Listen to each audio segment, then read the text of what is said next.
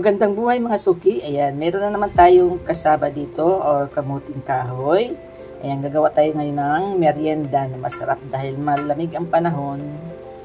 Ayan, gagawa tayo ng merienda. Magandang buhay mga suki. Ayan, meron po ako dito kasaba or kamuting kahoy. Gagawa tayo ngayon ng merienda dahil malamig ang panahon. Ayan, kailangan natin magtiyaga mag-ad-ad para lang magawa natin ang ating merienda.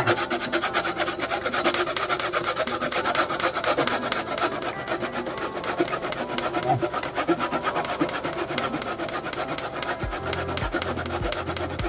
Ayan, puti na matalas yung ating ad-aran.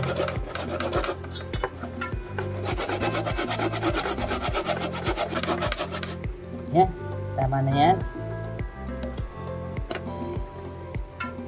Ayan na. Ayan, pipigaan natin siya mga suki.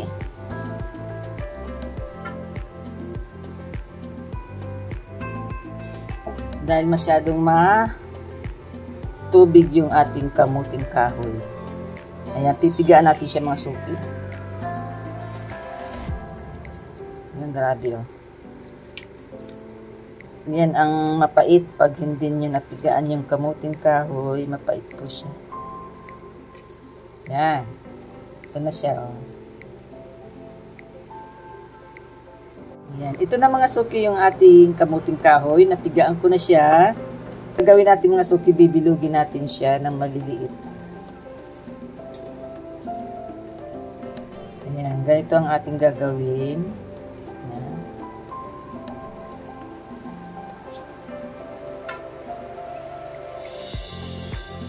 Kailangan talaga mga suki tiyagaan dito sa ating gagawin na merienda. Ayan.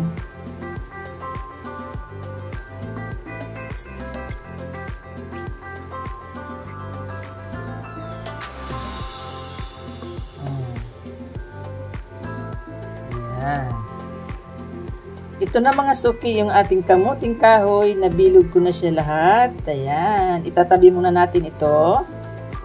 Ang sunod natin gagawin mga suki. Ayan. Meron tayo ditong glutinous flour. Ayan. Lalagay tayo.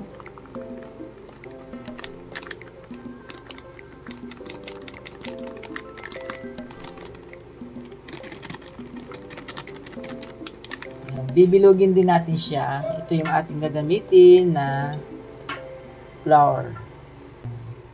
Ang gagawin lang dito mga suki, lalagyan lang natin siya ng paunti-unting tubig para hindi siya lumambot na masyado. Yan, konti pa.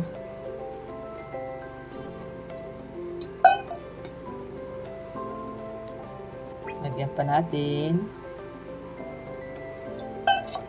Kasi baka lumambot siyang masyado. Pwede.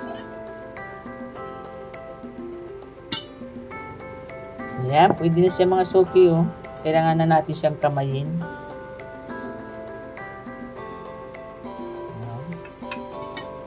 Haluin lang natin siya.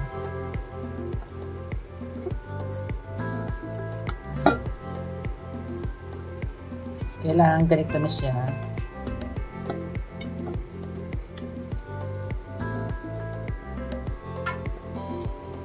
Yan. So, okay, ito naman ang ating bibilugin. Ang ating glutinous rice flour.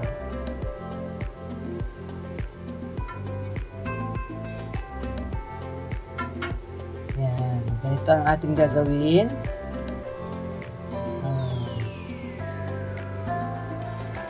Ito na mga suki yung ating glutinous rice flour. Ayan, nabilog-bilog ko na siya. At ito naman yung ating kasaba.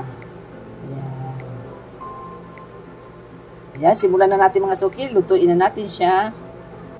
Yan, simulan na natin mga suki. Maglalagay na tayo ng gata ng niyog. Ayan, kailangan maraming gata ng niyog. Dahil lalapot po siya mamaya. Yan. Yan, kailangan natin siyang halu-haluin mga suki para hindi mag-uubo yung gata ng niyog. Para maganda siya pag naluto. Mainit na yung ating gata ng nyog. Pwede na natin ilagay mga suki yung ating sugar. Ayan, 3 kutsara lang ang aking nilagay Dahil mahirap pag sobrang tamis. Ayan. Ayan, haluin natin siya. Pwede na natin ilagay mga suki yung ating binilog na kamuting kahoy. Ayan, lagay natin siya isa-isa.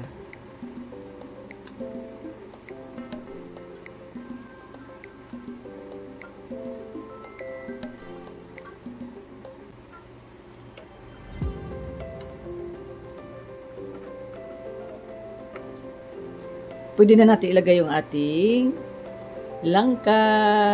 Ayan, sarap ng langka. Oh. Sarap po.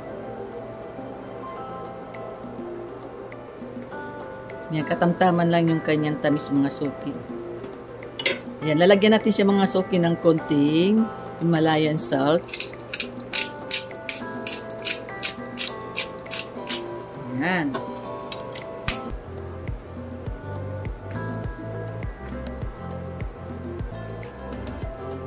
Katamtaman lang ang kanyang tamis mga suki, hindi siya masyadong matamis at hindi naman siya masyadong mataba. Kuluin lang natin siya.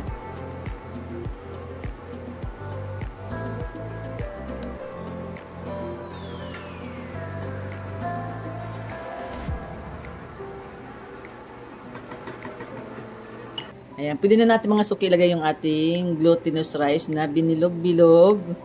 Ayan, lagay natin isa-isa din.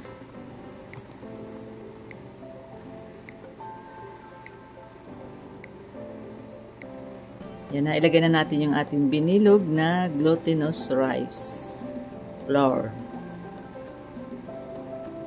Ayan, luto na siya mga suki. Oh, sarap ng ating bilo-bilo. Ayan, luto na siya mga suki. Ayan, ahonin na natin siya mga suki. Ayan, dito natin siya ilalagay. Oh.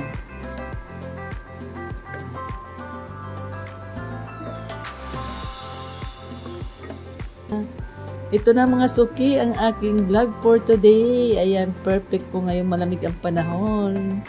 Maraming salamat po sa lahat ng mga nanood. God bless po. Bye-bye. Ingat po kayo. Tiki man time na. Oh, yan.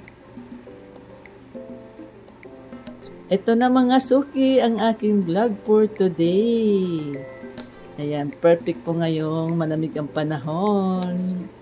Maraming salamat po sa lahat ng mga nanood. God bless po. Bye-bye. Ingat po kayo. Tiki man time na.